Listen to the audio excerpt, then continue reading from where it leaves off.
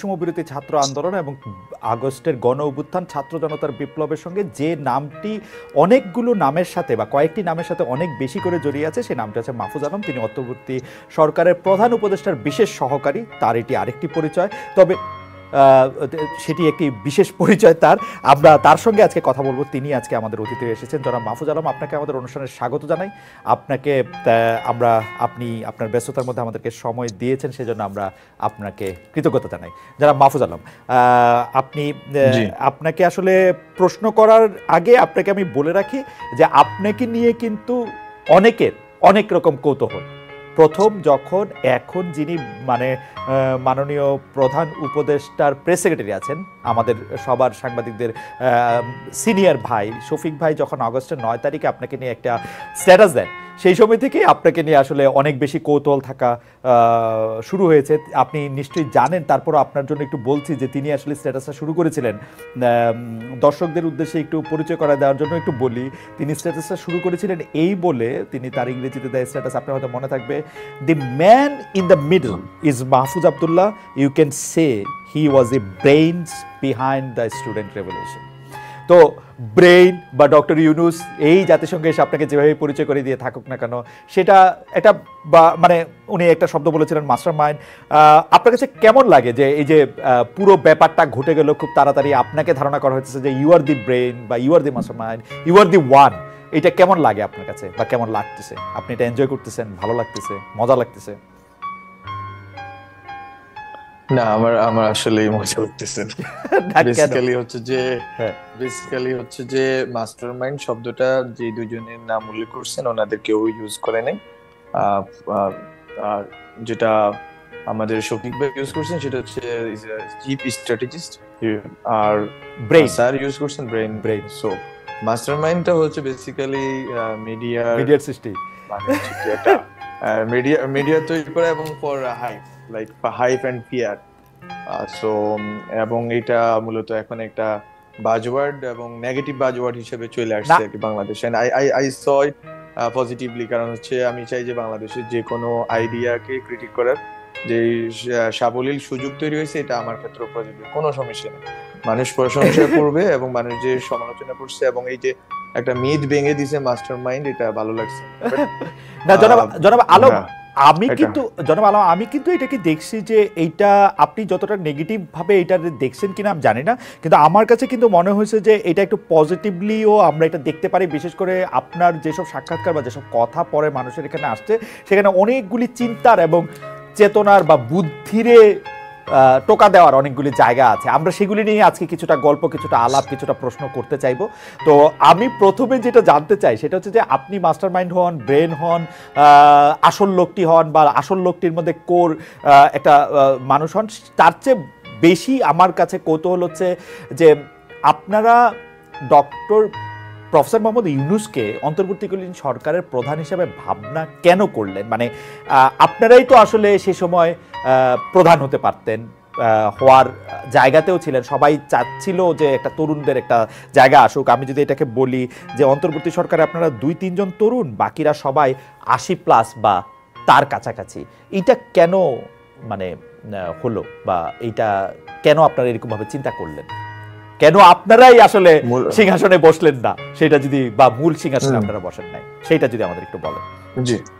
জি basically আমাদের যে বাংলাদেশের যে রাজনৈতিক পরিস্থিতি আছে, এটা বুঝতে হবে যে 15 বছর দীর্ঘ ফ্যাসিস্ট একটা শাসন ছিল এবং এই শাসনের পূর্ববর্তী আরো যে বছরগুলো আছে বাংলাদেশে, ওখানেও যে সংবিধানের ভিত্তিতে 72 সংবিধানের ভিত্তিতে রাষ্ট্র চলছিল, ওখানে আসলে বেসিক্যালি ক্ষমতা যেই কাঠামো আছে ওই কাঠামো যথেষ্ট প্রশ্নবিদ্ধ, প্রধানমন্ত্রীর হাতে কক্ষিগত ক্ষমতা, সবকিছু মিলে এটা একটা দিক যে সাংবিধানিক ভাবে। আর একটা দিক হচ্ছে যে আপনার যেই আমাদের যে সাংগঠনিক বিস্তৃতি, অথবা আমরা যেই জনগোষ্ঠীকে সবাইকে নিয়ে যেভাবে গণ অভ্যুত্থানটা সংগঠিত করেছি, এটা তো আসলে একটা দলকে কেন্দ্র করে হয় না বা একটা দল এটা পরিচালনা করে নাই।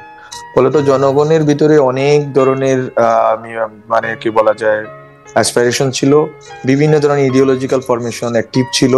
ফলে তো এখানে আমরা ছাত্ররা না গিয়ে বরং আমরা এমন একজন মানুষকে প্রতিনিধিত্বশীল চরিত্র হিসেবে ভেবেছি যিনি আসলে বাংলাদেশের সব ধরনের সব স্পেকট্রামের মানুষকে ধারণ করতে পারেন। আর উপদেষ্টা পরিষদের ক্ষেত্রে যে কথা বলা হয়েছে, গড় বয়স 55 থেকে 75 ধরতে পারেন, তো ওইখানে বেসিক্যালি এটা অভিজ্ঞতার আমি মনে করি এটা একটা দরকার আছে। আমরা যদি তরুণরা যেতাম, আমরা তরুণরা মূলত গভর্নমেন্টে বসে যেটা করতেছি সেটা হচ্ছে যে আমরা শিখতেছি, আমাদের লার্নিংটা হচ্ছে স্টেটসম্যানশিপটা শেখা, যে রাষ্ট্র পরিচালনা, নট অনলি মন্ত্রিত্ব। আমি মনে করি আমার নাহিদ এবং আসিফ এটা আমার সাথে একমত পোষণ করবেন যে এটা মূলত স্টেটসম্যানশিপটা শেখা। ইট ইজ নট অ্যাবাউট মন্ত্রিত্ব করা, ইট is not about power hold করা, বরং এটা হচ্ছে যে স্টেটসম্যানশিপটা শেখা আর বাংলাদেশ রাষ্ট্রকে আসলে আমরা কোন জায়গায় নিয়ে যেতে চাই এটা শেখার জন্য আমাদের এটা একটা সুযোগ তৈরি হয়েছে, এই সুযোগটা আমরা নিচ্ছি। বাকি অন্যদের অভিজ্ঞতা এবং ডক্টর মোহাম্মদ ইউনূসের প্রতিনিধিত্বশীল বাংলাদেশ রাষ্ট্রকে দেশে এবং বিদেশে প্রতিনিধিত্বশীল চরিত্রের কারণে আমরা মূলত ওনাকেই আমরা অ্যাপ্রোচ করেছি এবং উনি সদয় সম্মতি দিয়েছেন এবং উনি এখন রাষ্ট্র পরিচালনা করতেছেন। আমরা ওনার থেকেও শিখতেছি এবং এই শেখাটা আমরা মনে করি আমাদের সামনের দিনগুলোতে আমাদের রাষ্ট্রকল্প, আমাদের যে ভিশন আছে বাংলাদেশ রাষ্ট্র নিয়ে, এই ক্ষেত্রে আমাদেরকে সহযোগিতা করবে এবং আমরা নাহিদ এবং আসিফ বা অন্য যারা অনেকেও বিভিন্ন উপায়ে হয়তো রাষ্ট্রকে আরো গভীর ভাবে দেখার সুযোগ পাচ্ছেন, নিবিড় ভাবে বোঝার চেষ্টা করতেছেন যে রাষ্ট্র আসলে কলা কৌশলটা কেমন। আই থিঙ্ক এটা আমাদের কাজে লাগবে সামনের দিনগুলোতে। আমরা তরুণরা যে আন্দোলন করেছি এই অ্যাসপিরেশন গুলোকে পরবর্তীতে রাষ্ট্রে ট্রান্সলেট করার ক্ষেত্রে, রাষ্ট্রনীতি ট্রান্সলেট করার ক্ষেত্রে আমাদের এই কাজগুলো লাগবে। আমরা এখন শিখছি, অভিজ্ঞতা অর্জন আপনি বলছেন আপনি শিখছেন, তবে আমাদের প্রশ্নটা এখন একটু এরকম যে প্রধান উপদেষ্টার বিশেষ সহকারীর কাজ আসলে কি, মানে আপনি কি আসলে প্রধান উপদেষ্টাকে পরিচালনা করছেন, আপনার জায়গাগুলি থেকে বলছেন, আপনার মতো একজন পড়ুয়া গবেষক অনুসন্ধিৎসু মানুষের জন্য এখনকার দায়িত্বটা আসলে কিরকম, মানে আপনি আসলে দায়িত্বটা কিভাবে ভাগ করেছেন? মানে জনাব আসিফ এবং জনাব নাহিদের কাজটা আমরা বুঝতে পারি, তাদের কয়েকটা মন্ত্রণালয়ের স্পেসিফিক দায়িত্ব আছে, আপনি তো আসলে সবকিছু নিয়েই কাজ করছেন, সেটা আসলে কেমন? মানে আপনি আমার কথায় প্লিজ ডোন্ট টেক অফেন্স, আমি বুঝতেই চাইতেছি, কারণ এটা বাংলাদেশের ইতিহাসে এরকম কখনো ঘটে নাই যে রাষ্ট্র পরিচালনার ক্ষেত্রে আপনাদের বয়সী তরুণরা সরাসরি অংশগ্রহণ করছেন এবং আপনি প্রধান উপদেষ্টার বিশেষ সহকারী দায়িত্ব পালন করছেন। সেই ক্ষেত্রে মানে মানে আপনি প্রফেসর ইউনূসকে চালাচ্ছেন, প্রফেসর ইউনূস আপনাকে চালাচ্ছে, মানে ব্যাপারটা কিরকম আপনি যদি একটু বলেন। না, এখানে বিষয়টা হচ্ছে প্রফেসর ইউনূস যেই ধরনের মানুষ, আমি বিশেষ করে বিল ক্লিনটনের প্রোগ্রামে গিয়ে দেখেছি, স্যার যেভাবে হচ্ছে তার আইডিয়ার জায়গাটাকে গ্লোবাল করে তুলতে পারছেন, ওনাকে চালানোর মতো বুদ্ধিমত্তা এখন আমার হয় নাই এবং অভিজ্ঞতাও আমি সঞ্চার করতে পারিনি, ফলত ওই প্রশ্ন আসে না। বরং আমার রোলটা, আমাকে যে দায়িত্বটা দেওয়া হচ্ছে সেটা হচ্ছে যে politics, policy and youth engagement affairs. মূলত প্রধানমন্ত্রীর দপ্তরে, প্রধান উপদেষ্টার কার্যালয়ে আরো কয়েকজন স্পেশাল অ্যাসিস্ট্যান্ট আছেন, একজন মিলিটারি দিকটা দেখেন, আরেকজন হচ্ছে ইন্টারন্যাশনাল অ্যাফেয়ার্স এন্ড বিশেষ করে বিজনেস দেখেন লুৎফে সিদ্দিকী, আব্দুল হাফিজ যদি বললাম বলি, উনি হচ্ছে যে সামরিক দিকটা দেখেন। আমি মূলত পলিটিক্যাল এনগেজমেন্ট গুলা দেখি, পলিসি সাজেশনস গুলা দেখি, আর ইউথ এনগেজমেন্ট, ওই দুইটাতে আমি খুব কম সময় দিতে পারতেছি, কারণ হচ্ছে এখন আমাদেরকে বেসিক্যালি পলিটিক্যাল ল্যান্ডস্কেপে অনেক সময় ব্যয় করতে হচ্ছে। মূলত পলিসি সাজেশন হয়তো আমি আমার জায়গা থেকে পার্সোনাল কমিউনিকেশন, আগে যে সিভিল সোসাইটি অ্যান্ড ডায়াসপোরার সাথে পার্সোনাল কমিউনিকেশনের কারণে ওই পলিসি সাজেশন গুলো নিচ্ছি, হয়তো এগুলো রেসপেক্টিভ মিনিস্ট্রি গুলোতে চেষ্টা করতেছি ওগুলোকে পুশ করার জন্য, ওগুলোকে ইমপ্লিমেন্ট করানোর জন্য। আর ইউথ এনগেজমেন্ট আমরা এখনো যাইতে পারি না, বিকজ আমাকে এখনো ফায়ার ফাইটিং করতে হইতেছে এবং বেসিক্যালি ফলত আমার রোলটা খুবই ডিফাইন্ড। মানে আমি আসলে সবকিছু চালাই না, স্যারকে তো চালানোর প্রশ্ন আসে না। মূলত আমি এই অ্যাসপেক্টটা দেখি, মানে সরকারের এই পলিটিক্যাল ল্যান্ডস্কেপে কি চলে না চলে এবং কি ধরনের এনগেজমেন্ট, এই যে দুর্গাপূজার বিষয়টা, এটাও বেসিক্যালি আমাকে দেখতে হয়েছে। এবং এছাড়া অন্য অনেক যেগুলো ইস্যুজ আছে স্ট্র্যাটেজিক্যাল, পলিটিক্যাল স্ট্র্যাটেজিক্যাল, ওগুলো হয়তো আমাকে দেখতে হচ্ছে। এই দায়িত্বটা আমি পালন করতেছি। বাকি পলিসি অ্যান্ড ইউথ এনগেজমেন্টের জায়গাগুলোতে আমি হয়তো ধীরে ধীরে ওগুলোতে এনগেজড হব আর কি। দুর্গাপূজার ক্ষেত্রে আপনাকে আসলে সবচেয়ে বেশি ফায়ার ফাইটিং কোনটা করতে হলো? মানে বাংলাদেশের মানুষদের মধ্যে কি একটা বড় অংশ দুর্গাপূজার মূর্তিগুলি ভেঙে দিতে চায় যে বাংলাদেশে আর কোনো এরকম হিন্দু না থাকুক? ব্যাপারটা কি অত দূর গেছে, না কোন জায়গায় আপনি একটু তাত্ত্বিকভাবে বা এখন ব্যবহারিকভাবেও আপনি ব্যাপারটাকে আসলে কোথায় দেখেন? মানে বাংলাদেশের মানুষের মনে এটা কি কাজ করে? বাংলাদেশের মানুষের মনে আসলে বিশেষ করে যেভাবে হিন্দু বিদ্বেষের বিষয়টা বাইরের দেশগুলোতে চড়ানো হচ্ছে, বিশেষ করে ভারতের মিডিয়ায় অথবা বিভিন্ন ডায়াসপোরা কমিউনিটিতে ভারতের লোকেরা, বিজেপি বা অন্যান্য যারা ইন্টারেস্টেড গ্রুপ আছে তারা করতেছেন, আমি মনে করি না বাংলাদেশের ইন্টারনাল পরিস্থিতি এরকম। ইন্টারনাল পরিস্থিতি এরকম হলে যারা সংখ্যালঘু আন্দোলন করতেছেন তারা আমার কাছে রিপোর্ট গুলো দিয়েছেন। তো ওই রিপোর্ট গুলো যদি আমি অ্যানালাইসিস করি, ওখানে যে ধরনের ভ্যান্ডালাইজেশন এবং যে ধরনের অ্যাটাক, বিশেষ করে 2 জন হত্যার কথা আমরা শুনতে পারতেছি, তো এই অ্যাটাক গুলো আমি কোনো তুলনা করতেছি না, বাট গত 15 বছরের তুলনায় একটা এত বড় গণ অভ্যুত্থান হয়ে যাওয়ার পর, এবং যেখানে হচ্ছে পলিটিক্যাল অ্যাসপেক্টটা জড়িত, কারণ হিন্দু জনগোষ্ঠীর একটা বড় অংশ বিভিন্ন কারণে বাংলাদেশের রাজনৈতিক ঐতিহাসিক বিভিন্ন বাস্তবতার কারণে আওয়ামী লীগের সাথে আইন ছিল ফর ভেরিয়াস রিজনস। এটা হয়তো আমরা এক বৈঠকে এটা বিস্তারিত বলতে পারবো না, and we are not blaming them for that, but this was the situation, যে ওনারা এনগেজ ছিলেন আওয়ামী লীগের পলিটিক্স এর সাথে এবং ওনারা স্বস্তি বোধ করেছে। এখন এই যে স্বস্তি বোধ করাটা, এটা আমি মনে করি যে বাংলাদেশের পলিটিক্যাল ল্যান্ডস্কেপে যথেষ্ট ক্ষতিকর নজির। কেন অন্য রাজনৈতিক দলগুলো তাদের স্বস্তি দিতে পারে না, অথবা তারা কেন স্বস্তি বোধ করে না, এটা তো হিস্টোরিক্যাল এন্ড পলিটিক্যাল একটা পরিস্থিতি বাংলাদেশের জন্য। ফলে তো ওই তুলনায়, ওই পলিটিক্যাল ব্যান্ডেডটা ওই তুলনায় কিন্তু আমার জানা মতে, আমি যতটুকু ট্যাক্স ওনাদের কাছ থেকে পাইছি, not from government side, not from other like BNP ও জামাত সাইড, বড় আমি যেটা পাইছি ওনাদের দিক থেকে, ওইটা আমার কাছে মনে হয়েছে অতটা বিস্তৃত হইতে পারে না, because of Bangladeshi people's consciousness about communal harmony and other things related to Bangladesh state's sovereignty and integrity. So আমি মনে করি বাংলাদেশের মানুষ এই ক্ষেত্রে খুবই সাবধান এবং সচেতন, যে এই ভূখণ্ডগত যে পরিস্থিতি আছে চারপাশে ঘেরা ইন্ডিয়ার, এই সময়টাতে, এই সুযোগে যে বাংলাদেশ রাষ্ট্রকে বিলিফাই করার মতো যে পরিস্থিতি আছে, এই ক্ষেত্রে বাঙালি মুসলমান বলেন এবং অন্যান্য কমিউনিটি, বাঙালি মুসলমানের সেকুলার অন্যান্য ধর্মীয় অংশ সবাই কিন্তু এই ক্ষেত্রে যথেষ্ট পরিমাণ ঐক্যবদ্ধ ছিল, যে আমরা কোনোভাবে এই জিনিসটা হইতে দিব না, যে রাষ্ট্রের চরিত্রটা অথবা রাষ্ট্রের চেহারা এরকম দেখা যাক যে এখানে সংখ্যালঘুরা নিরাপদ বোধ করছে। এই ক্ষেত্রে সবাই ঐক্যবদ্ধ ছিল বলেই আমরা খুব দ্রুততম সময়ের ভিতরে আমরা এটা করতেছি। বাংলাদেশে এই প্রশ্নই আসে না যে বাংলাদেশের মানুষ, বরং বাংলাদেশের মানুষ খুব, বা মানুষ শুধু নয়, নাগরিকরা নয়, বরং আলেম ওলামা থেকে শুরু করে আপনারা দেখছেন একবার তৃণমূল পর্যায়ে পর্যন্ত everyone was united, every circle, every groups, every community was united. জনাব আলম, আপনি যে এই জায়গাটাতে বললেন যে এই জায়গাটা তো আসলে ঐতিহাসিকভাবে সত্য যে অন্য রাজনৈতিক দলগুলি বাংলাদেশের সংখ্যালঘু কমিউনিটিকে সেই অর্থে স্বস্তি দিতে পারে নাই। আপনি যদিও এখনো সরকারে আছেন, কিন্তু আপনি সরকারের বাইরে থেকে, আপনি একজন, মানে আমরা আপনাকে গবেষক তাত্ত্বিক, এই জায়গা থেকে যদি আপনাকে প্রশ্নটা করি যে এই সরকার ক্ষমতা আসার পরে কি এই স্বস্তির জায়গাটাতে আপনি কিরকম দেখেন? উন্নতি, অবনতি, একই রকম? সেটাকে আপনি আসলে কিভাবে দেখেন যে এই সরকার আসার পরে? ধরেন আপনি দায়িত্ব নিয়েছেন 42-43 দিন, সরকার দায়িত্ব নিয়েছে 2 মাসের একটু বেশি, তো আপনি এই জায়গাতে কিরকম দেখেন?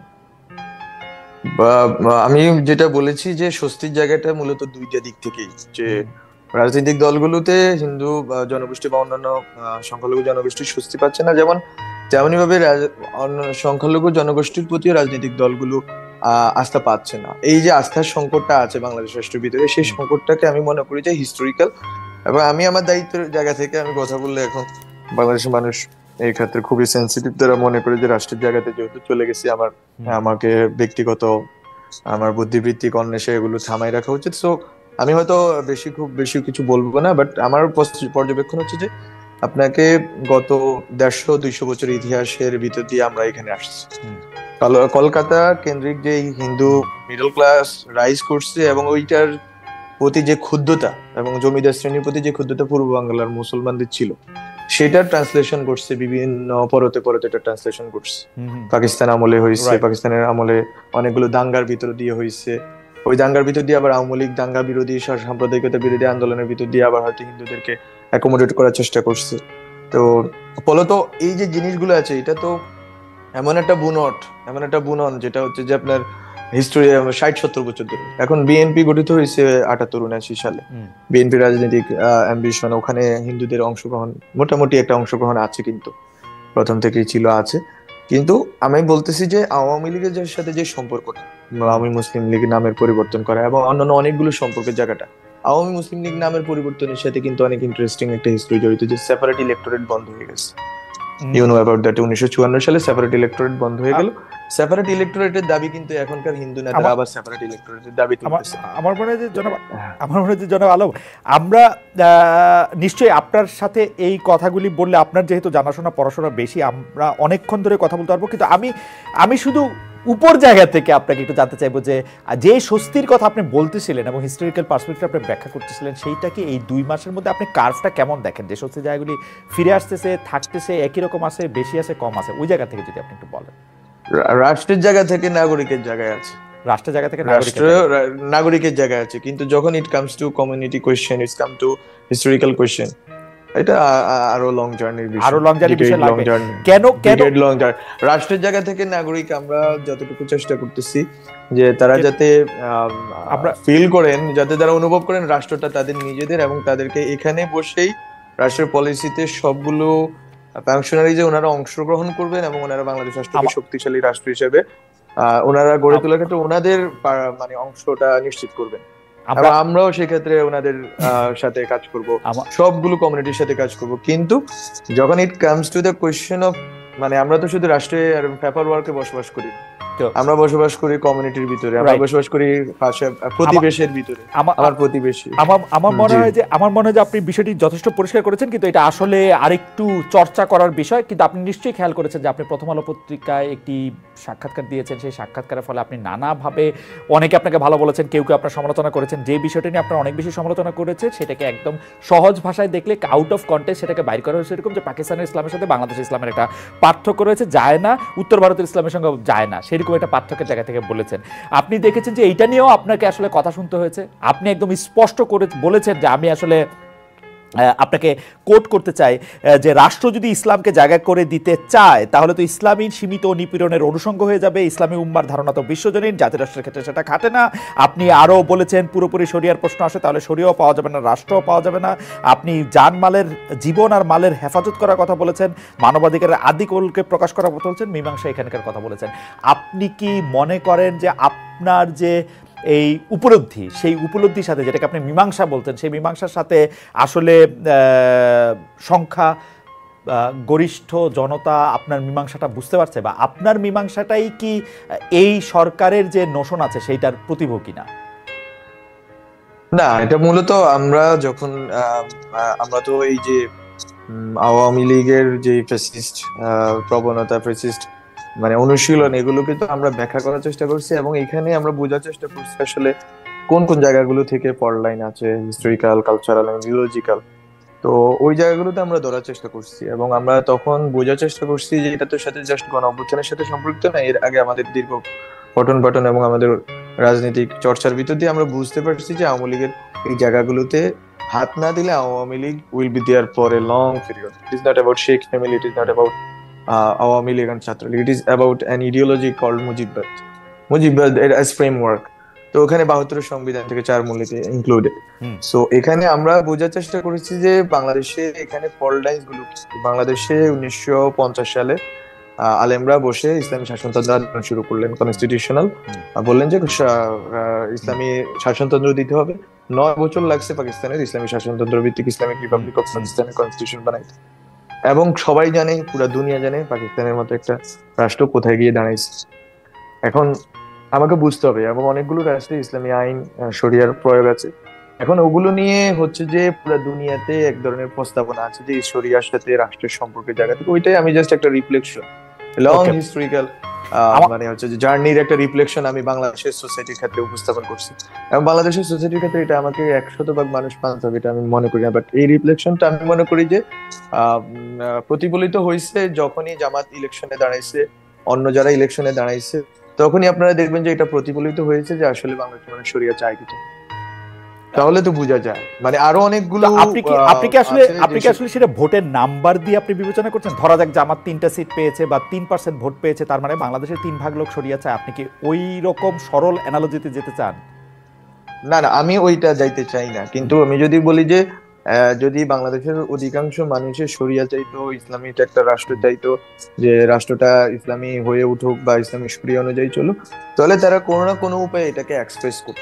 ওকে, আমরা দেখেছি যে এটা এক্সপ্রেসড হয় নাই, এবং এখানে যে এক্সপ্রেসড হয় না এটা যেমন সত্য। আমার প্রথম আলো ইন্টারভিউতে একটা বিষয় নিয়ে আমার সাথে যেটা হয়েছে, যেটা আমি যেই বলেছিলাম যে বাংলাদেশ রাষ্ট্র রাষ্ট্র আকারে ৭১-এর পর থেকে ইসলাম এবং মুসলমান কমিউনিটির কোয়েশ্চেনটাও ডিল করতে পারে, তো গ্রিভেন্স তৈরি হয়েছে। না না আমরা মাহফুজ, এইটা সরি জনাব আলম, এইটা কিন্তু খুব ইন্টারেস্টিং একটা জায়গা যে আপনি বলেছেন যে ইসলাম এবং মুসলমান এই কোশ্চেনটা ডিল করতে হয় না, কিন্তু আপনি কি সিরিয়াসলি মনে করেন? আমরা এটা নিয়ে নিশ্চয়ই পরে আরো বিস্তারিত আলোচনা করবো, কারণ আপনার সাথে কথা বলা আনন্দদায়ক, যে বাংলাদেশ রাষ্ট্র হিসাবে বা আওয়ামী লীগ বাংলাদেশে ১৫ বছর থাকা হিসাবে, বা আমি যদি ধরি ২১ বছর ২২ বছর টোটাল শাসন আমলে, তারা কি অন্য যে ইডিওলজিক্যাল প্রশ্নগুলি, মুক্তিযোদ্ধা চেতনা, ১৯৭১, সেগুলি কি তারা ডিল করতে পারছে? বামপন্থা ডানপন্থা কোনো কিছু কি তারা ডিল করতে পারছে?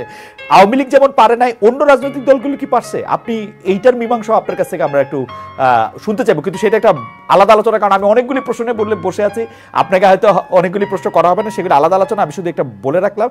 আর আমার কিছু মানে জনগণের জানতে চাওয়া কিছু পপুলার প্রশ্ন করতে হবে, সেই জন্য আমি একটু করে রাখি।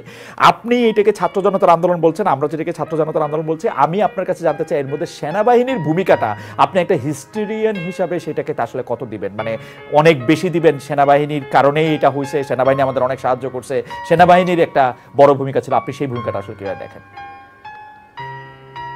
সেনাবাহিনীর ভূমিকাটা আসলে সেনাবাহিনীর প্রথম ৩রা আগস্ট দুপুরে যেই বৈঠক হয়েছে, ওই বৈঠকে একটা ভূমিকা আমরা দেখতে পাচ্ছিলাম যে ওনারা গুলি করবেন না, এটা একটা ভূমিকা। এছাড়া পরবর্তী ৪ তারিখ সন্ধ্যায় কারফিউ জারি হয়েছে, বা ৪ তারিখ ৫ তারিখের ঘটনার সময় আমরা দেখছি যে একটা সেনানিবাস, ধরেন যদি কুমিল্লার বলি আর ঢাকা শহরে সাভারে বলি, বিভিন্ন জায়গায় বিভিন্ন প্রতিক্রিয়া হচ্ছে, কোথাও গুলি চালানো হচ্ছে, কোথাও গুলি চালানো হচ্ছে। তো আমরা মনে করি না অ্যাজ হোল সেনাবাহিনী, আমি জানি না কতটুকু ইস্যু হবে, বাট অ্যাজ হোল সেনাবাহিনী হয়তো অংশগ্রহণ করেনি, কিন্তু সেনাবাহিনীর একটা বড় অংশে জনগণের প্রতি সংবেদনশীলতা দেখাইছে। এবং পরবর্তীতে ৪ তারিখের পরে তো অবশ্যই সেনাবাহিনীর যারা নেতৃত্বে ছিলেন, তারা এখনো আছেন, তারা যথেষ্ট সংবেদনশীলতার পরিচয় দিয়েছে। কিন্তু আন্দোলনকালীন সময়ে ৩ তারিখ ৪ তারিখে জনগণকে গুলি করার প্রশ্নে তখন আসলে আমরা সেনাবাহিনীর যে বিশেষ করে মিড র্যাঙ্কের এবং লোয়ার র্যাঙ্কের যারা ছিলেন, ওরা আমি মনে করি যে ওরা জনগণের সাথে সংহতির জায়গাটা যথেষ্ট পরিমাণ অনুভব করেছিলেন এবং তারা তাদের ক্যাপাসিটিতে কাজ করছেন। যখন সেনাবাহিনী তো অর্ডার ভিত্তিক একটা সংগঠন, তো যখন ওনাদের সেন্ট্রাল থেকে অর্ডারটা এসেছে এবং যখন একটা সম্মতি তৈরি হয়েছে ওনাদের ভিতরে, তখন ওইটা হয়তো রিফ্লেক্টেড হয়েছে। অনেকেই বলে থাকেন যে আপনারা যে সরকার গঠন করেছেন সেটা কি আসলে বিপ্লবী সরকার, সেটা কি আসলে সাংবিধানিক সরকার? এই সরকারের মধ্যে আমি আসলে সেই তাত্ত্বিক আলোচনায় যাইতেছি না, আমি শুধু প্রশ্ন করতেছি যে এই সরকারে শেখ হাসিনা নিয়োগ করা রাষ্ট্রপতি এবং সেনাপ্রধান আপনাদেরকে সাহায্য করতেছে, আপনাদেরকে এটা রাখতে হচ্ছে, গিলতে হচ্ছে কি? মানে এইটা যদি একটু ব্যাখ্যা করতেন, যে মানে এই রাষ্ট্রপ্রধান এই সেনাপ্রধান আপনাদের সাহায্য করতেছেন, ভালো করতেছেন, খারাপ করতেছেন, এটা বা ইটস ওকে ওইটা করা। না, আমার কথা হচ্ছে যে রাষ্ট্রপতি, সেনাবাহিনী প্রধান বা অন্যান্য আরো শুধুমাত্র তো ওনারা না, বরং পুরা সিস্টেমটাই মূলত যারা পূর্বে নিয়োগপ্রাপ্ত ওনাদের। এখন কথা হচ্ছে যে আমরা তো আসলে বাংলাদেশ রাষ্ট্রের প্রতিনিধিত্ব করি। বাংলাদেশ রাষ্ট্রের প্রতি যদি কারো, বাংলাদেশ রাষ্ট্রের সার্বভৌমত্ব, অখণ্ডতা এবং নিরাপত্তা, জাতীয় নিরাপত্তার প্রতি যদি কারো অখণ্ড যদি অনুভূতি এবং প্রতিজ্ঞা থাকে, আমরা মনে করি তাদের সাথে কাজ করা যায়। কিন্তু এট দ্য সেম ডে আমরা চেষ্টা করেছি এবং জনগণের থেকে দাবি উঠেছে রাষ্ট্রপতি নিয়ে, এবং এটা সরকারের দিক থেকেও এভালুয়েট করা হচ্ছে বা হবে। এটা তো আমরা মূলত পলিটিক্যাল সেটেলমেন্ট পুরোটাই চেঞ্জ করতে চাইছি। এখন আমরা বিপ্লবী সরকার করতে পারতাম কি পারতাম না, সাংবিধানিক মানে কনস্টিটিউশনাল কন্টিনিউটির নামে আমরা হয়তো এটা রেখে দিলাম কিনা, অনেকগুলো কোয়েশ্চেন উঠবে। কিন্তু আসলে আমাদের জন্য ওই সময়ের ইমার্জেন্সি ওই সময়ের ইমার্জেন্সি ছিল বাংলাদেশ রাষ্ট্রের সার্বভৌমত্ব, জাতীয় নিরাপত্তা এবং অখণ্ডতা রক্ষা করা। আমরা ওইটাকে প্রায়োরিটি দিচ্ছি এবং ওইটা হচ্ছে নিকটি, ওইটা হচ্ছে যে লিটমাস টেস্ট, ওইটার ভিত্তিতে আমরা আমাদের বন্ধু শত্রু নির্ধারণ করব। এবং ওখানে অবশ্যই ফ্যাসিস্ট যারা প্রবণতার লোক আছে বা ফ্যাসিস্ট ইডিওলজির লোক আছে, ওই ক্ষেত্রে তো আমাদের একটা স্পষ্ট সংবেদনশীলতা আছে, এবং যারা গণহত্যায় সরাসরি অংশগ্রহণ করছে তাদের ব্যাপারে তো আছে। জনগণের পক্ষ থেকে আছে, আমাদের সরকারের পক্ষ থেকে স্পষ্ট অবস্থান এবং স্পষ্ট পদক্ষেপ আপনারা দেখতে পাচ্ছেন নিয়মিত, সেটা তো থাকবেই। অর্থাৎ এইটা হচ্ছে ফ্রেমওয়ার্ক, অর্থাৎ রাষ্ট্রের সর্বোচ্চ পদাধিকারী যিনি আছেন রাষ্ট্রপতি, তার অবস্থান সেটিও আপনারা একটি ফ্রেমওয়ার্কের মধ্যে ইভালুয়েট করছেন এখন এই মুহূর্তে। না, এটা তো প্রথম থেকে। এখন তো আমরা তো আসলে জনগণের সরকার। জনগণ যদি কালকে মনে করে যে আমার জনগণের একটা বড় অংশই যদি মনে করে যে তারা চাচ্ছে না, তাহলে তো, এবং আগে থেকেই চাচ্ছে না, ফলে তো আমাদেরকে তো এগুলো ভাবতে হবে। আমরা তো জনগণের বাইরের কিছু না, বা আমরা কোনো জনগণের ম্যান্ডেটে আমাদের ম্যান্ডেট, জনগণ থেকে আমরা বিচ্ছিন্ন কিছু না। জনগণ যেটা ইন্টারেস্টিং, এই শেখ হাসিনাও খুব জনগণের কথা বলতেন। মানে আপনার জনগণ কোনটা, মানে আপনি জনগণ কারে চিনতে পারেন? মনে করেন যে আপনার সাথে কি জনগণের আলাপ হয়, বা জনগণকে আপনার কাছ পর্যন্ত পৌঁছাতে পারে, বা জনগণের ইচ্ছাটা আপনি কিভাবে বোঝেন? মানে আপনার জনগণটা কে? শেখ হাসিনা জনগণ আমি বুঝতে পারতাম যে মানে যারা আওয়ামী লীগ করেন বা তাকে ভালোবাসেন। জি, এখন আমাদের জনগণ হচ্ছে যে যারা যারা গণ অভ্যুত্থান করেছে। আমি মনে করি বাংলাদেশের অধিকাংশ মানুষ আচ্ছা আওয়ামী লীগের সরাসরি ফেসিস্ট যারা এনাবলার আছে, এবং ফেসিস্ট এন্ড ফেসিস্ট এনাবলার যারা আছে বিভিন্ন প্রক্রিয়ায়, বিভিন্ন সংগঠনে, এছাড়া বাকি বাংলাদেশের সব জনগণই এই সরকারের পিছনে ঐক্যবদ্ধ আছে, এবং তাদের দাবি, তাদের আশা আকাঙ্ক্ষা শোনার মতো বিভিন্ন স্পেস, উইন্ডো খোলা আছে।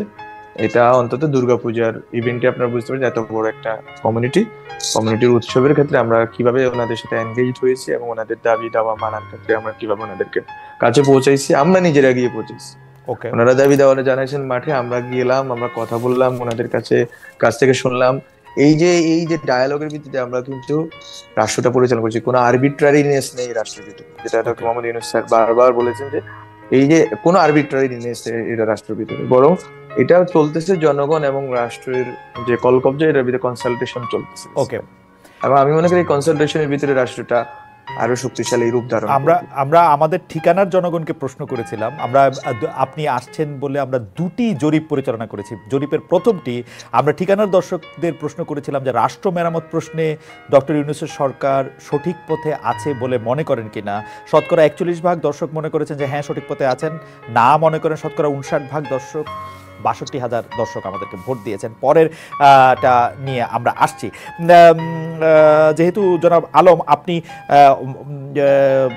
মানে যাদের কথা বলছিলেন সেই জায়গা থেকে আমি একটা কথা বলি, আপনি নিশ্চয়ই আপনাকে বিভিন্ন বিষয়ে বিভিন্ন প্রশ্ন মানে ক্যাবিনেটের বাইরে আপনার সম্মুখীন হয়। তো একটি প্রশ্ন অনেকটা এরকম যে ডক্টর ইউনূস সম্প্রতি ভয়েস অফ আমেরিকাকে একটি সাক্ষাৎকারে বলেছিলেন প্রথমে স্বীকার করতে হবে যে ছাত্ররা বলছে আমরা রিসেট বাটন পুশ করেছি, এভরিথিং ইজ গন, অতীত নিশ্চিতভাবে চলে গেছে। এই প্রশ্নটার নানা রকম ব্যাখ্যা, এই কথাটার নানা রকম উপস্থাপন আপনি দেখতে পাচ্ছেন। আপনার ব্যাখ্যাটা আমরা একটু শুনতে পাই। রিসেট বাটন কতক্ষণ পর্যন্ত রিসেট বাটন আসলে কি? অতীত নিশ্চিতভাবে চলে যাওয়া মানে কি? অতীতের ভিত্তি স্বীকার না করলে দাঁড়িয়ে থাকাটা কখন? অতীত খারাপ হতে পারে কিন্তু ভিত্তি স্বীকার করা দরকার কি দরকার না, সেটা যদি আপনি একটু বলেন। এই ক্ষেত্রে গভর্নমেন্টের অবস্থান এবং আমাদের নিজস্ব রাজনীতিক যারা পরিসরে ছিলেন, বা আমরা যারা এই আন্দোলনের সাথে ছিলাম, তাদের অবস্থান খুবই স্পষ্ট যে 1971 হচ্ছে আমাদের জন্য একটা মাইলস্টোন, এবং ওখান থেকে আমরা শুরু করি। বাট ওখান থেকেই শুধু না, বরং আমরা কিন্তু এই ক্ষেত্রে অনেক বড় রকম প্রস্তাবনা এনেছি, যেটা খুবই বাংলাদেশে এটা মানে অনেক অনালোচিত ছিল। সেটা হচ্ছে 47-এর কোশ্চেন। 47, 71 এবং 24 আমরা এক সুতায় গাঁথার চেষ্টায় আছি, এবং পলিটিক্যাল কমিউনিটি আকারে বাংলাদেশের জনগণ যে লড়াইটা করছে, বিশেষ করে বাঙালি মুসলমান, এই লড়াইটা আমরা এইটাকে গুরুত্বপূর্ণ মনে করতেছি। বলতে 71 আমাদের কাছে খুবই গুরুত্বপূর্ণ। আমরা রিসেট বাটন সার্জারি অর্থ বলতেছেন, এটা হচ্ছে ব্যবস্থা। এটা কোনোভাবে 71 না, এটা কোনোভাবে মুক্তিযুদ্ধ না, বরং যেই ব্যবস্থার ভিতর দিয়ে একটা ফ্যাসিস্ট স্বৈরাচার তৈরি হয়, সেই ব্যবস্থাকে রিসেট করার কথা স্যার বলতেছেন। রিসেট বাটন ওই ব্যবস্থার উপর টেপা হবে, ওই ব্যবস্থার ক্ষেত্রে টেপা হবে, এবং আমরা একটা নতুন ব্যবস্থার ভিতরে ঢুকবো। যেটা আমরা বলেছিলাম আমাদের নাহিদ ইসলাম যে এক দফায় যেটা ঘোষণা করেছে যে রাজনৈতিক বন্দোবস্ত, নতুন রাজনৈতিক বন্দোবস্ত, স্যার মূলত এটার কথাই বলছে। ওকে, আরেকটি প্রশ্ন নিশ্চয় আপনাকে অনেকবার এর সম্মুখীন হতে হচ্ছে যে নিষিদ্ধ সংগঠন হিজবুত তাহরিরের সাথে আপনার কি একটা সম্পর্ক রয়েছে কি রয় নাই, আপনার কি তাদের প্রতি আলাদা করে কৃতজ্ঞতা আছে কি না? কারণ হিজবুত তাহরির সরকার পতন আন্দোলনে সক্রিয় ছিল, তো অন্যদিকে কালো ব্যানার নিয়ে হঠাৎ করে কালেমা লেখা ব্যানার খোদ ঢাকা শহরে নিয়ে মিছিল বেরোচ্ছে, এগুলি নিয়ে আসলে আপনার অবস্থান কি? আপনি যদিও পরিষ্কার করেছেন, মানে কেউ এরকম কোনো দেখাতে পারে নাই যে আপনার সাথে হিজবুত তাহরিরের কোনো রকম সম্পর্ক রয়েছে। কোথা থেকে এটা আসলো, ভারতীয় পত্রপত্রিকায় কোথা থেকে এটা বললো, সেটি আলাদা প্রশ্ন। আপনার জায়গা থেকে আপনি হিজবুত তাহরিরকে আসলে কিভাবে দেখেন সেটা যদি একটু বলতেন। যারা হিজবুত তাহরির বলেছেন তাদের উপর burden of proof, it is not my concern to prove. জি, আপনি ঠিক আছে, তারা আপনার ব্যাপারটা যদি নাও থাকে, হিজবুত তাহরিরের যেহেতু সরকার পতন আন্দোলনে সক্রিয় ছিল, আপনাদের কোনো কৃতজ্ঞতা বা আপনাদের কোনো দায়বদ্ধতা আছে? হিজবুত তাহরির রাজনৈতিকভাবে সংগঠন হিসেবে নিষিদ্ধ ছিল 5ই আগস্ট পর্যন্ত এবং এখনো নিষিদ্ধ।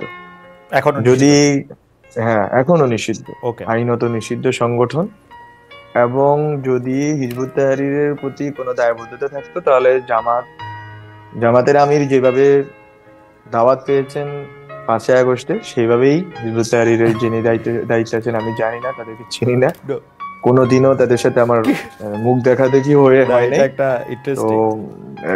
তো এইটা ওদেরকে দাওয়াত দেওয়ার কথা, অথবা ওরা আজকে পর্যন্ত যেভাবে করতেছে কাজবাজ, যেভাবে তারা এক্সপ্রেস করতেছে, তাদের এক্সপ্রেশনের ক্ষেত্রে সরকারের অবস্থানের ব্যাপারে আপনারা দেখেছেন 3 জনকে গ্রেপ্তার করা হয়েছে, পরে ছেড়ে দেওয়া হয়েছে। বাট আমরা সরকার জায়গা থেকে বিভিন্ন ডেটারেন্স নেওয়া হয়েছে এবং নেওয়া হবে আরো।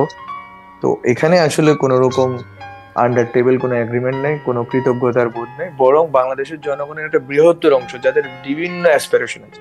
কারো অ্যাসপিরেশন আছে বাংলাদেশ পুরাটা ইসলামী রাষ্ট্র হয়ে যাক, কারো অ্যাসপিরেশন আছে বাংলাদেশ অখণ্ড ভারতের অংশ হয়ে যাক, থাকতেই পারে। কারো অ্যাসপিরেশন আছে বাংলাদেশ থেকে চিটাগাং হিল ট্রেক্স আলাদা হয়ে যাক, থাকতেই পারে। এখন সবগুলো অ্যাসপিরেশন আমাদের ভাবতে হবে যে মানে অধিকাংশের অ্যাসপিরেশন বাংলাদেশ রাষ্ট্র একটা শক্তিশালী রাষ্ট্র, যেটার কাঠামো একটা স্বাভাবিক রাষ্ট্র হিসেবে যেরকম কাঠামো থাকবে, একটা সেকুলার কাঠামো থাকবে। আমরা এই প্রসঙ্গগুলিতে জনাব আলম, আমরা এই প্রসঙ্গগুলিতে আসবো। আপনি যে বললেন বলে আমি একটু বলতেছি যে সেনাবাহিনী প্রধান যখন প্রথমে আলোচনার কথা বললেন 5 আগস্টের পর বাংলাদেশে একটা শূন্যতা সরকার নাই, কি হবে না হবে সবার মধ্যে থেকে এক ধরনের, তখন উনি প্রথমেই জামাত ইসলামের কথা বললেন। তো ওই শুধু জামাত ইসলামের কথা বলার জন্য না, আমরা কিন্তু খেয়াল করছি যে জামায়াতের সঙ্গে অন্তর্বর্তী সরকারের ঘনিষ্ঠতা অন্য দলগুলির চেয়ে একটু বেশি, মানে মনে হয় আর কি। প্রশাসনে, বিশ্ববিদ্যালয়ে জামাত ঘনিষ্ঠরা বেশি নিয়োগ পাচ্ছেন এমন অভিযোগও আছে। জামাত সরকারের পক্ষে কথা বলায় তাদের সঙ্গে বিএনপির দূরত্ব একটু বেড়ে গেছে বলে মনে হচ্ছে। সমন্বয়কদের কেউ কেউ শিবির নেতা হিসেবে নিজেদেরকে ঘোষণা দিচ্ছেন। বিএনপির তুলনায় কি আপনারা জামায়াতকে বেশি গুরুত্ব দিচ্ছেন, বা মানে এইটা যদি একটু আপনারা বলেন আর কি। আমি আপনি যদি বলেন, এটা 2-3টা বিষয় একটু বললাম। রাষ্ট্রের দায়িত্বশীল জায়গা থেকে তো আমি কাউকে গুরুত্বপূর্ণ করে দেওয়ার বা মানে মনে করার কোনো প্রশ্ন, আচ্ছা, বরং এটা তো রাষ্ট্রের দায়িত্ব জায়গা থেকে এটা খুবই ক্লিয়ার। বরং সবগুলো রাজনৈতিক দল গণতান্ত্রিক ভাবে যারা রাজনীতি করছে, এক্সক্লুডিং হিজবুত তাহরির, বিকজ তারা তো ডেমোক্রেটিক ওয়েতে রাজনীতি করতে চায় না, বলে তো আমি এটাই আমার ফেসবুক পোস্ট এসে পড়ছে, আমি কোন নন ডেমোক্রেটিক কোনো প্রসেসের সাথে জীবনেও জড়িত ছিলাম না, জড়িত প্রশ্নে আছে। বরং গত 7 বছরে ক্যাম্পাসে গণতান্ত্রিক যতগুলো আন্দোলন আছে, ফিল্ম অ্যাক্টিভিজম থেকে শুরু করে যত ধরনের অ্যাক্টিভিজম আছে, সব জায়গাতে আমার উপস্থিতি আমার ছিল। এবং যারা আছে ক্যাম্পাসে প্রগতিশীল থেকে শুরু করে ডান, সবাই আমাকে ওইভাবেই চিনেন, টিচার সবাই।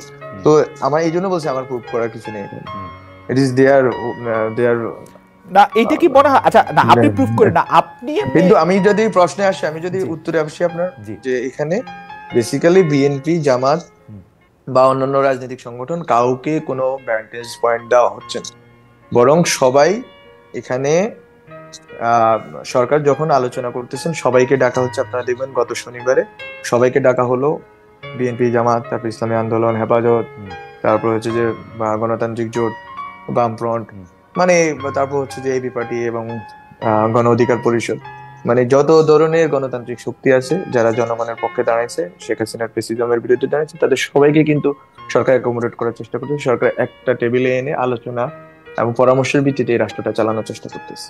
মানে আওয়ামী লীগ বাদে, আমি মনে করি এখানে কোনো আওয়ামী লীগ বাদে সবাই, এটা আমি দৃশ্য তো আমি দেখতেছি না। জনাব আলম, আওয়ামী লীগ বাদে সবাইকে আপনারা ডাকছেন? জি অবশ্যই ডাকছি, কিন্তু জাতীয় পার্টির ক্ষেত্রে হয়তো স্টুডেন্টদের একটা বড়সড় প্রতিবাদ আছে, কারণ জাতীয় পার্টি গত 3টা সরকারেই, বিশেষ করে যে 14, 18 এবং 24-এ যে ইলেকশন, এই ইলেকশন 3টাতে যেগুলো আমরা মনে করি অবৈধ এবং মানে বাংলাদেশের জনগণের সাথে প্রতারণামূলক ফ্যাসিস্ট যে আচরণ করেছে এবং ভোটাধিকার হরণ করছে, এই জায়গাতে ওরা অ্যাকমপ্লিস ছিল। ফলত তাদের ক্ষেত্রে জনগণের একটা, জনগণ, ছাত্র, বিভিন্ন নাগরিক শক্তির এক ধরনের সংবেদনশীলতা আছে, এক ধরনের সীমা মানে রিজার্ভেশন আছে। ফলত তারা হয়তো এই ক্ষেত্রে একটা ইকুয়েশনে বাদ পড়ার কথা আছে, বা কখনো আসছেন, কখনো তখন আবার জনগণ, ছাত্রদের পক্ষ থেকে দাবি তোলা হচ্ছে যে ওদেরকে যাতে কোনোভাবে না আসতে দেওয়া হয়। ফলত এই জায়গা আছে। এছাড়া বাংলাদেশের সব স্পেকট্রামের সব ধরনের সংগঠন, রাজনৈতিক সংগঠন, সামাজিক সংগঠন, সুশীল সমাজ, যাদেরকে বলি সিভিল সোসাইটি বলি, সুশীল না বলি, যদি এরা সবাই কিন্তু আমাদের সাথে আছেন। আমরা তাদের সাথে নিয়মিত পরামর্শ ভিত্তিক কাজ করতেছি এবং এই পর্যায়ে একটু যদি ডায়ালগ চলতেছে, এই পর্যায়ে আপনি যদি একটু সিদ্ধান্ত যদি হয়ে থাকে তাহলে যদি আপনি একটু জানাইতেন। কারণ হচ্ছে যে জাতীয় পার্টি বিষয়ে আপনারা আসলে তৃতীয় দফা সংলাপে আসলে দেখতে চাইতেছেন না ছাত্রদের একটা বড় অংশ, কেউ কেউ আন্দোলনের ঘোষণাও দিয়েছেন, আপনি জানেন। আপনারা কি জাতীয় পার্টিকে মাইনাস করার বা জাতীয় পার্টিকে না ডাকার কোনো সিদ্ধান্ত কি নিয়েছেন? অফিসিয়ালি সিদ্ধান্ত নেওয়া হয় নাই, বরং এটা জনগণের আকাঙ্ক্ষা যে যে কেউ ফ্যাসিস্ট সরকারের সাথে দালালিতে অংশগ্রহণ করেছে, দালালি অবৈধ নির্বাচন, অবৈধ ক্ষমতা দখলে অংশগ্রহণ করেছে, তাদের ব্যাপারে যেন সরকার শক্তিশালী পদক্ষেপ নেয়। এটা সরকারের প্রতি জনগণের একটা দাবি, ছাত্রদের দাবি, একটা বড় অংশের দাবি। এখন সরকার এখনো এটা ডিসাইড করে নেই, এটা আমি বলবো না, বরং আমার সূত্র মতে সরকারের এটা না ডাকারই কথা, কারণ জনগণ চাচ্ছে। আচ্ছা, তার মানে জনগণের আকাঙ্ক্ষাটা এখানে স্পষ্ট, জনগণ এখন আর জাতীয় পার্টিকে এই আলোচনার মধ্যে দেখতে চায় না, সেটাই তো আমরা বুঝতে পারছি। আপনি যে আকাঙ্ক্ষা, হ্যাঁ, এটা সরকারের পক্ষ থেকে মাইনাস না, বরং যে কেউ ফ্যাসিস্ট শক্তির সাথে ছিল তাদেরকে আসলে জনগণে মাইনাস করে দিচ্ছে।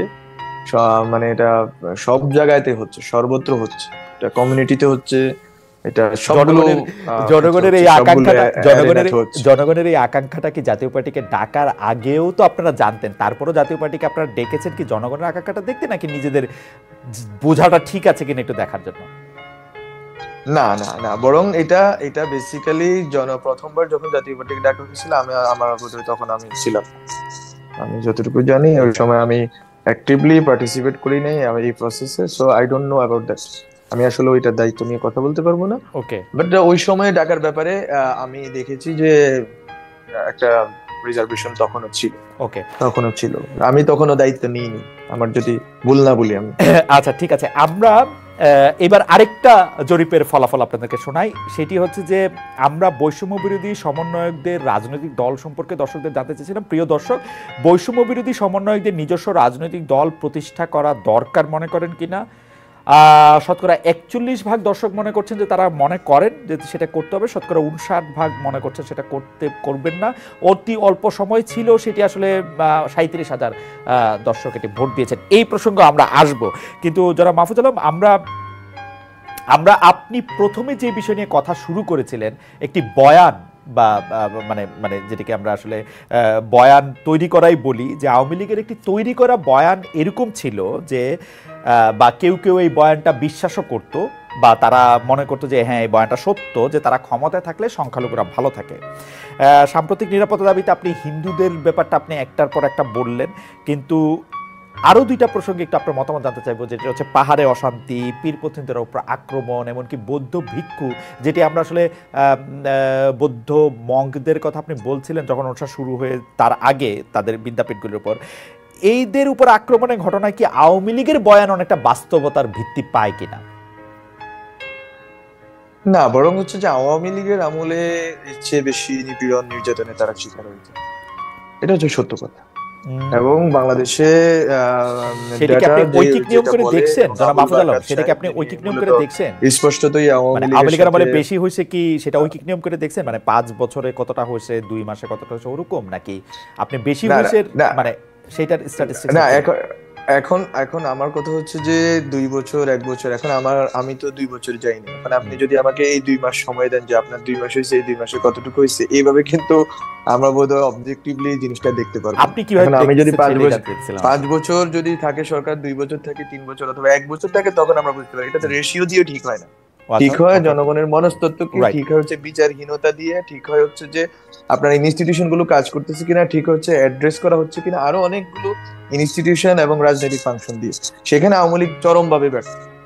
এবং সেক্ষেত্রে বরং আমাদের সরকার যথেষ্ট পরিমাণ সংবেদনশীলতা এবং দায়িত্বশীলতার পরিচয় দিচ্ছে এবং অ্যাড্রেস করা শুরু করেছে। এবং আমি আশা করি শুধু হিন্দুদের নয়, বরং বৌদ্ধদের বলি, পীরপন্থীদের বলি, এবং অন্যান্য যারা অন্যান্য সংখ্যালঘু জনগোষ্ঠী যারা, সবার কোশ্চেনকে এই সরকার অ্যাড্রেস করছে। এবং কাউকেই এই ক্ষেত্রে আমরা কোনোভাবে সংখ্যালঘু বোধের জায়গা থেকে আমরা দেখবো না, বরং রাষ্ট্রের নাগরিক হিসেবে দেখা হবে সবাইকে। এটা হচ্ছে খুবই স্পষ্ট আমাদের অবস্থান, এবং এই ক্ষেত্রে আমরা সবগুলো ইনস্টিটিউশনকে মোবিলাইজ করাবো। জুলাই আগস্টের বিপ্লবের পরে আওয়ামী লীগ ও ছাত্রলীগের বিচার তাদের নিষিদ্ধ করার দাবি আছে। আমার প্রশ্নের দুইটা পার্ট। একটা পার্ট হচ্ছে আওয়ামী লীগের যারা ধরাছোঁয়ার বাইরে থাকলো, মানে সাবেক প্রধানমন্ত্রীকে পালিয়ে যেতে দেওয়া, এটা আসলে হয়তো রক্তপাত না করতে চাওয়া বা অন্য অনেক কিছুর উপর ডিপেন্ড করে, আপনি এটা নিয়ে বলতে পারবেন। এবং যারা এখন আত্মগোপনে আছেন, লুকিয়ে আছেন, তারা কি আসলে কেউ সরকারের আনুকূল্য পাচ্ছেন বা পাচ্ছেন না, মানে এখানে কোনো পিক অ্যান্ড চুজ আছে কিনা ছাত্রলীগ আওয়ামী লীগের ক্ষেত্রে? এটা হচ্ছে 1 নম্বর প্রশ্ন। 2 নম্বর প্রশ্ন হচ্ছে যে আওয়ামী লীগকে কিন্তু নিষিদ্ধের দাবিও আছে। মির্জা ফখরুল ইসলাম আলমগীর, মানে বিএনপির যিনি মহাসচিব, তিনি কিন্তু আবার বলতে চান যে আওয়ামী লীগ নিষিদ্ধ হলে, ভোটে না এলে গণতন্ত্র চর্চা পূর্ণতা পাবে না, মাঠ ছাড়া আওয়ামী লীগ মাঠে আসুক। এইটা চান আপনি নাকি চান না? দুইটা ভাগে প্রশ্নটা বিভক্ত, যে আওয়ামী লীগের কাকে ধরা হবে, কাকে ছাড়া হবে, এটার ক্ষেত্রে কোনো পিক এন্ড চুজ আছে কিনা। 2 হচ্ছে আওয়ামী লীগকে নিষিদ্ধ করা হোক, এরকম আপনি চান কিনা। বিষয়টা হচ্ছে আওয়ামী লীগের যারা পালিয়ে যেতে সক্ষম হয়েছেন, এটা মূলত হচ্ছে যে পুরা প্রশাসন যন্ত্রের ভিতরে তাদের গত 15 বছরে তাদের যে প্রশাসন যন্ত্র আছে, বিভিন্ন যন্ত্রে, বিভিন্ন প্রতিষ্ঠানে তাদের যে লোকেরা আছে, ফলত তাদের একটা সহযোগিতা তারা পেয়েছেন রাষ্ট্রের প্রাথমিক এক ধরনের কি বলবো আমি, এক ধরনের দৃঢ় কার্যক্রমের সুযোগে। মানে রাষ্ট্র তো তখনও গুছিয়ে উঠে নাই, বরং অনেকগুলো ইনস্টিটিউশনকে অ্যাক্টিভেট করতে হয়েছে। ফলে ওই সুযোগটা তারা নিয়েছেন, এবং যারা ফেসিস্ট যারা ছিল প্রশাসনে এবং অন্যান্য জায়গাতে, তারা তাদেরকে সহযোগিতা করেছেন। ফলত এখানে গভর্নমেন্ট সাইড থেকে স্পষ্টভাবে কোনো পিক অ্যান্ড পুল, বরং এটা মূলত সেই সময় সুযোগটা নিয়ে রাষ্ট্রের রাষ্ট্রের ইনস্টিটিউশন গুলো ভেঙে পড়েছে। এটা খুবই স্পষ্ট, আপনারা দেখেছেন যখন গণঅভ্যুত্থান হয়েছে, কারণ এটা পুরোটাই ফেসিস্ট একটা রেজিমে তৈরি করা ইনস্টিটিউশন ছিল সবগুলো। ফলত আমরা তো এই ইনস্টিটিউশন গুলোকে এক ধরনের সংশোধন, রিফর্মস এবং কোথাও কোথাও বিলোপের কথাও বলেছি। ফলত ওগুলো থাকা অবস্থাতে ওরা এই সুযোগটা পেয়েছে। এটা সরকারের কোনো ইন্টেনশনাল বা সরকারের অংশীজন কারো ইন্টেনশনাল ডিসিশন না, কাকে চুজ এন্ড পিক করবে। আমি মনে করি এক্ষেত্রে এখন যখন একটা সময় পরে বন্যা আমাদের একটা পরিস্থিতি তৈরি করছে, ফলে আমরা জনগণ সবাই বন্যার দিকে ঝাঁপিয়ে পড়েছি।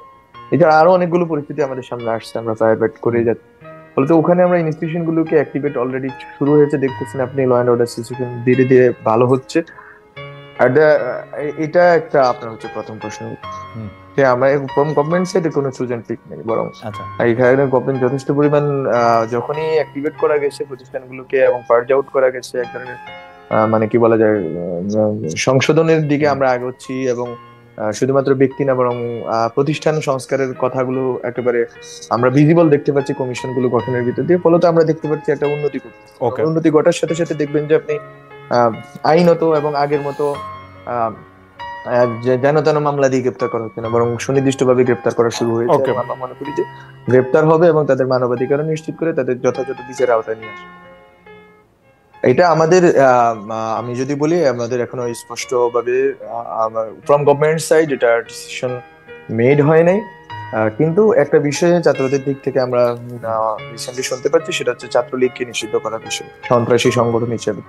তো এইটা বোধ হয়, আমি মনে হয় যে এটা একটা গুরুত্বপূর্ণ মাইলফলক হবে বাংলাদেশ রাষ্ট্রের জন্য, যে এখানে সংগঠনকে মানে এই জায়গাতে আপনি খুবই গুরুত্বপূর্ণ কথা বলছেন। এটা আপনার মুখে আরেকবার আপনার শুনতে চাই। অর্থাৎ আওয়ামী লীগকে নিষিদ্ধ করার বিষয়ে এখনো কোনো সিদ্ধান্ত হয় নাই, কিন্তু ছাত্রলীগকে নিষিদ্ধ করার ব্যাপারে আপনারা একটা সিদ্ধান্ত নিয়েছেন, যেটিকে আসলে সন্ত্রাসী সংগঠন। না, আমরা আমরা গভর্নমেন্টস থেকে এখনো আমরা সিদ্ধান্ত নিইনি, কিন্তু আমরা বলতেছি যে আওয়ামী লীগকে নিষিদ্ধের দাবিটা যতটুকু স্পষ্ট, তার চেয়ে বেশি স্পষ্ট হয়ে উঠেছে যে ছাত্রলীগকে নিষিদ্ধ করতে হবে। সন্ত্রাসী সংগঠন গত 15 বছরে তারা পুলিশের এবং অন্যান্য আইন শৃঙ্খলা বাহিনীর সাথে মিলে যেভাবে জনগণকে হত্যা করেছে, not only in this uprising, but আপনারা আগের যতগুলো ঘটনা দেখবেন সবগুলো ঘটনাতে আওয়ামী লীগের আপনারা এখনো ছবি আছে, সবগুলো প্রতিটা ঘটনাতে, প্রতিটা গণতান্ত্রিক আন্দোলনে আওয়ামী লীগের সাথে প্রশাসনের সাথে ছাত্রলীগের যারা সন্ত্রাসী ছিল তারা অংশগ্রহণ করেছেন। ফলে তো এটা অ্যাজ সন্ত্রাসী সংগঠন হিসেবে এটাকে নিষিদ্ধ করার জোরসোর দাবি আমরা গত কয়েকদিন ধরে দেখতে পাচ্ছি যে ছাত্ররা তুলেছেন, জনগণ তুলতেছে।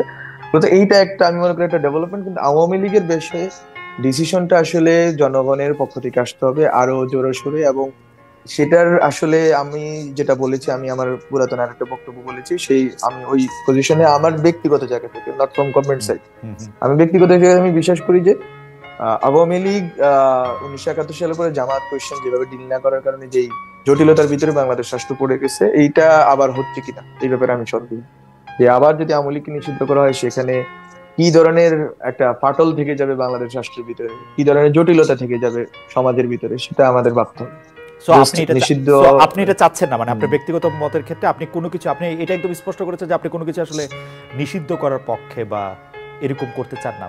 না, ছাত্রলীগের নিষিদ্ধ করার বিষয়ে জনগণ এবং ছাত্রদের একটা ঐক্যবদ্ধ প্রচেষ্টা আমরা দেখতে পাচ্ছি, সেটা আলাদা। কিন্তু Awami League as political party হিসেবে এবং তার অঙ্গ মানে তার সে কিভাবে চলবে, এখন আওয়ামী লীগের একটা ভোট ব্যাংক আছে, তারা জনগণের কাছে অনেকদিন ধরে রাজনীতি করছে, ফলে তো তাদের এই জনগণকে আসলে কিভাবে থাকবে, তারা তো বাংলাদেশের নাগরিক, তাদের একটা বড় অংশই, আমরা বলবো একটা বড় অংশই নিপীড়ন, গণহত্যা, হোম গুণ, দর্শনের সাথে যুক্ত ছিল, তাদের একটা বড় অংশের নেতা কর্মী। তাদেরকে বিচার করে তাদের রিডেমশনের ব্যবস্থা করে তারপরে আমি মনে করি যে রিকনসিলিয়েশনের দিকে যাওয়া উচিত, কারণ জনগণকে আপনি বিভক্ত করে কোনো একটা রাষ্ট্র, বড় রাষ্ট্র হতে পারবে। তো এইটা আমার পজিশন, ব্যক্তিগত পজিশন, এবং এই পজিশন আমি 5 আগস্টের পরেই বোধহয় আরো 1-2 সপ্তাহ পরে আমি অবস্থান ব্যক্ত করেছি, এবং আমি মনে করি যে এই ক্ষেত্রে আমাদেরকে সবগুলো রাজনৈতিক সংগঠনগুলোর মতামতের ভিত্তিতে ডিসিশন নিতে হবে, এবং জনগণের একটা বৃহত্তর অংশের মতামতের ভিত্তিতে ডিসিশন নিতে হবে, যাতে এটা কোনো ধরনের পাটল না তৈরি করে সমাজের ভিতরে, রাষ্ট্রের ভিতরে, এবং রাষ্ট্রকে অকার্যকর করে তুলতে বা রাষ্ট্রকে বিশৃঙ্খলাময় করে তুলতে ভূমিকা নেবে। ফলে আমরা গ্রেটার ইন্টারেস্টের দিকে দেখব, এবং ওখানে আওয়ামী লীগকে নিষিদ্ধ করা যদি মনে হয় যে বাংলাদেশের গ্রেটার ইন্টারেস্টের জন্য গুরুত্বপূর্ণ এবং ফেসিস্ট ইডিওলজি এবং প্রবণতা বিলোপের জন্য প্রযোজ্য, তাহলে আমি মনে করি জনগণের সংঘবদ্ধ দাবি এবং প্রচেষ্টার ভিতর দিয়ে এটা নিষিদ্ধ হয়ে যাবে। জনাব আলম, আমাদের সর্বশেষ ওপেন রাখছি, আমরা ওপেন রাখছি যে আমরা সংবিধান প্রশ্নটা আপনার জন্য সবার শেষে রাখছি, তার আগে আমাদের ছোট করে 2-1টা প্রশ্ন আছে, এটা যদি আপনি ছোট করেই জবাব দিয়ে দেন। সেটা হচ্ছে যে প্রধান উপদেষ্টাকে কটূক্তি করার অভিযোগে মামলা, প্রধান উপদেষ্টার প্রশংসাসূচক সচিত্র অ্যাসাইনমেন্ট করতে হচ্ছে স্কুলে। আমরা দেখতে পাচ্ছি যে উপদেষ্টাদের বিরুদ্ধে কথা বললেও সেখানে মামলা হয়ে যাচ্ছে। সেগুলিকে আপনারা কিভাবে দেখেন? একজন প্রধান উপদেষ্টাকে বা সরকারকে সমালোচনা করার জন্য একজন সরকারি কর্মকর্তাকে বরখাস্ত করা হয়েছে। আমরা কি আসলে সেই আওয়ামী লীগ আমলের স্টাইলই রয়ে গেছে কিনা জনাব মাহফুজ আলম?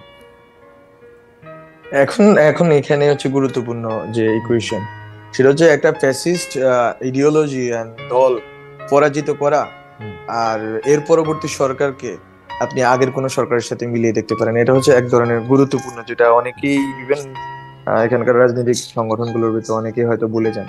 এটা একটা এক্সট্রাঅর্ডিনারি সিচুয়েশনে আমরা আছি। সেখানে আসলে আওয়ামী লীগের কোনো কাজের সাথে আমাদের তুলনা করাটা একবারে মানে আমরা মনে করি যে এটা একটা অন্যায্য হবে। But at the same time আমি যেটা বলবো যে এটা প্রধান উপদেষ্টাকে কটূক্তি করার জন্য যতটা না, বরং এটা হচ্ছে যে শহীদ আবু সাইদ কটূক্তি করার জন্য, এবং তাকে সন্ত্রাসী হিসেবে ঘোষণা করেছেন। আপনি একজন শহীদকে কোনোভাবে একজন সন্ত্রাসী বলতে পারেন না। এটা হচ্ছে যে পাকিস্তানিদের এরকম টার্ম ছিল, পাকিস্তানিরা মূলত যারা মুক্তিযুদ্ধ ছিল ওদেরকে সন্ত্রাসী। তো মূলত ওরা পাকিস্তানিদের হানাদারদের মতো কথা বলতেছে। তো আমি মনে করি এটা গণঅভ্যুত্থান পরবর্তী সরকারের কাছে সবচেয়ে গুরুত্বপূর্ণ হচ্ছে এই 1500 শহীদ, প্রত্যেকজন শহীদ আমাদের কাছে গুরুত্বপূর্ণ। একজন শহীদের প্রতি কটূক্তি, এটা আমাদের পুরা রাষ্ট্রকল্পের বিরুদ্ধে আমি মনে করি ষড়যন্ত্র এবং কটূক্তি। তো এটাকে খুব খাটো করে দেখার কোনো সুযোগ, এটাই বড়। এর চেয়ে প্রধান উপদেষ্টাকে কটূক্তি আমি মনে করি ডক্টর মোহাম্মদ ইউনূস স্যার অনেক বড় হৃদয়ের মানুষ, উনি মাফ করে দিতে পারতেন। কিন্তু when it comes to the Shahid, I think এটা ওকে, ইটস ট্রেমেন্ডাস। আচ্ছা এটা অন্য জিনিস। এটাকে আপনি কোন আওয়ামী লীগের কোন কিছুর সাথেই তুলনা করতে পারেন না। বরং আপনি তুলনা করতে পারেন, যদি তুলনা করতে চান 71-এর পরে যদি কোনো রাজাকার বা 71-এর পরে যদি কেউ থাকতো, তাহলে আপনি যেভাবে তুলনা করতেন আপনি ওটার সাথে তুলনা করতে পারেন। আমার পরবর্তী প্রশ্ন সংবিধান নিয়ে, কিন্তু আপনার কাছে দর্শকদের সবচেয়ে বেশি যে দাবি, যে বিষয়টার দিকে আপনি একটু, আমারও আপনার প্রতি একটা বিনীত অনুরোধ, আপনি এই জিনিসটার প্রতি একটু খেয়াল রাখবেন। সেটা হচ্ছে 43 BCS এর গ্যাজেট প্রকাশ সম্পর্কে। এটা তাদের সবকিছু হয়ে গেছে, তাদের এটা গ্যাজেট কেন প্রকাশ হচ্ছে না সেটা নিয়ে আসলে তারা অনেক কথা বলছেন। আপনি নিশ্চয়ই খুব শীঘ্র হয়ে যাবে, খুব শীঘ্র হয়ে যাবে, আশা করি শীঘ্র হয়ে যাবে। আচ্ছা, আপনি সরকার। আমাদের শেষ প্রশ্ন আপনি বলতে পারেন যে আপনি বাংলাদেশের সংবিধান, আপনি জানেন যে সংবিধান সংস্কারের একটি কমিশন হয়েছিল ডক্টর শাহদিন মালিকের নেতৃত্বে, সেটা আবার ডক্টর শাহদিন মালিক পরে অপরাগতা জানিয়েছেন, তারপরে আমার শিক্ষক প্রফেসর আলী রিয়াজ যেটা দায়িত্ব নিয়েছেন। কিন্তু আমার প্রশ্ন আপনার কাছে সেটি হচ্ছে যে আপনি বাংলাদেশের সংবিধানে কোন বিষয়গুলি আসলে পরিবর্তন চান? আপনি কি, আপনার কাছে এটি আমার একজন নাগরিক হিসেবে প্রশ্ন, যত না আপনি সরকারে আছেন যারা এটি করবেন তার চেয়ে বেশি, যে কোন বিষয়টি আপনি মনে করেন যে এই মুহূর্তে এটি পরিবর্তন দরকার, এইখানে ভারসাম্য আনা দরকার এবং এই বিষয়গুলি ঠিক করা দরকার? আপনি এরকম 2-3টি বিষয় আমাদের সাথে শেয়ার করবেন কিনা? আমরা তো মনে করি, আমার ব্যক্তিগত জায়গা থেকে বা আমাদের রাজনৈতিক পরিবেশ বা আমার রাজনৈতিক অবস্থান গভর্নমেন্টে দায়িত্ব নেওয়ার আগে এবং এখনো ব্যক্তিগত জায়গা থেকে, ফ্রম গভর্নমেন্ট সাইড যদি না হয়, যে আমরা সংবিধানটা 72 সংবিধান না রাখার পক্ষে। 72 সংবিধানের মূলত 72 সংবিধানের যে 4 মূলনীতি আছে, 4 মূলনীতির ভিতরে আমরা যেটা মনে করি যে বাংলাদেশে শেখ হাসিনা যেদিন ছাত্রদেরকে আমি রাজাকারের বাচ্চা বলেছেন, ইট ইজ নট অ্যাবাউট যে উনি রাজাকারের বাচ্চা বলে জাস্ট অপমান করেছেন, মানে এটা বাঙালি জাতীয়তাবাদী যে বর্ণবাদ আছে, যে বর্ণবাদের কারণে আজকে মানে হচ্ছে পার্বত্য চট্টগ্রামে প্রবলেম হচ্ছে, আমরা মনে করি এই বর্ণবাদের সাথে জড়িত, এই ফ্যাসিস্ট প্রবণতার সাথে জড়িত। ফলত এই যে 4 মূলনীতি ভিত্তিক যে মুজিববাদী প্রকল্প, যেটা শেখ মুজিবুর রহমান দলীয় প্রকল্পকে রাষ্ট্রীয় প্রকল্প আকারে আমাদেরকে বাধ্য করেছেন 72 সালে, আমরা মনে করি ওইটাকে আমরা এই 4 মূলনীতি কি দিয়ে প্রতিস্থাপিত হতে পারে? যেমন ধরেন গণতন্ত্র, মানে এই 4 মূলনীতির জায়গাটাই কি অন্যরকম হবে? যেমন এখানে গণতন্ত্র, সমাজতন্ত্র, ধর্মনিরপেক্ষতা এবং ইয়ে থাকছে, সেটা কি অন্যটা হবে? মানে কি হবে আসলে? না, এখন আমার কথা হচ্ছে 4 মূলনীতি ধর্মনিরপেক্ষতা কিন্তু আওয়ামী লীগের ধর্মনিরপেক্ষতা, বাঙালি জাতীয়তাবাদ বা বাঙালি জাতিকে ব্যাখ্যা আওয়ামী লীগের ব্যাখ্যা, সমাজতন্ত্রকে ব্যাখ্যা আওয়ামী লীগের ব্যাখ্যা। ওকে, সংজ্ঞায়নের ব্যাপারটা আওয়ামী লীগের। যখন এই মানে সংজ্ঞায়নটার যে ইমপ্লিকেশনস গুলো যখন আইনে, যখন বিধিমালায়, যখন নীতি নির্ধারণে প্রতিফলিত হয়েছে, ফলত এইটা এসেনশিয়াল একটা আওয়ামী লীগ রাষ্ট্রই ছিল গত 53 বছর ধরে। ওকে, আওয়ামী লীগ এই রাষ্ট্রের যত দুর্দশার জন্য আওয়ামী লীগের এই সংবিধান দায়ী। ওকে, মানে 1952 যে ব্যাখ্যা স্পেশালাইজ ব্যাখ্যা, কিন্তু আমরা তো নিজেরা চাই রাষ্ট্র ধর্মনিরপেক্ষ থাকবে, রাষ্ট্র কখনো ধর্মনিরপেক্ষ বাইরে রাষ্ট্র, কিন্তু সেটা আপনি মূলনীতিতে চান না, ব্যাপারটা কি এরকম? না, মূলনীতিতে চাই কি চাই না সেটা হচ্ছে যে ঠিক হবে, আমরা চাইলে এটা ঠিক হবে কিনা সেটা তো আমি তো বলেই দিলাম, রাষ্ট্রটা ধর্মনিরপেক্ষ। এখন ধর্মনিরপেক্ষতা মূলনীতি রাখলে এখানে সোসাইটিতে আমরা কতটুকু সংবেদনশীলতা দেখি, এবং সোসাইটিতে আমরা কি কোনো রকম, আমরা কি এই শব্দটা রাখার জন্য সোসাইটির রিপ তৈরি করবো, নাকি আমরা এই শব্দটার যে ইমপ্লিকেশনস আছে আইনে, নীতি নির্ধারণে এবং জনগণের সর্বজনের মানবাধিকারের জন্য হিন্দু মুসলিম নির্বিশেষে ওইটার দিকে মনোযোগ দিবে? এটা একটা গুরুত্বপূর্ণ প্রশ্ন। মানে এই প্রশ্নগুলি, আদর্শিক প্রশ্নগুলো জিয়ে রাখাই কি আমাদের জন্য গুরুত্বপূর্ণ, নাকি বাংলাদেশের সকল নাগরিকের জন্য একটা ধর্মনিরপেক্ষ রাষ্ট্র এবং সকলের রাষ্ট্র প্রতিষ্ঠা করা গুরুত্বপূর্ণ? এইটা হচ্ছে গুরুত্বপূর্ণ। এই জন্য আমরা কিন্তু প্রথম দিক থেকে বলেছিলাম এই রাষ্ট্র একটা পোস্ট ইডিওলজিক্যাল জায়গাতে এসে পৌঁছাইছে, পোস্ট ইডিওলজিক্যাল জায়গাতে। যে আগের যে যতগুলো ইডিওলজিক্যাল মামলা ছিল, এই মামলাগুলো আমরা মনে করতেছি যে ওই মামলাগুলোর এক ধরনের মীমাংসা না হওয়া পর্যন্ত কোনো অভ্যুত্থান হইতো না। এখন হয়তো অনেকে অনেকভাবে ব্যাখ্যা করতে পারেন, আমাদের ব্যাখ্যায় আবার আমার ব্যাখ্যা বলতো আমি মনে করি যে এখানে পুরাতন ইডিওলজিক্যাল কোয়েশ্চেন দিয়ে আপনি এই নতুন জনগণকে কোনোভাবে ব্যাখ্যা করতে, এই নতুন জনগণ ডিফারেন্টলি ইভলভ হয়েছে গত 15 বছরের নিপীড়ন ট্রমার ভিতর দিয়ে।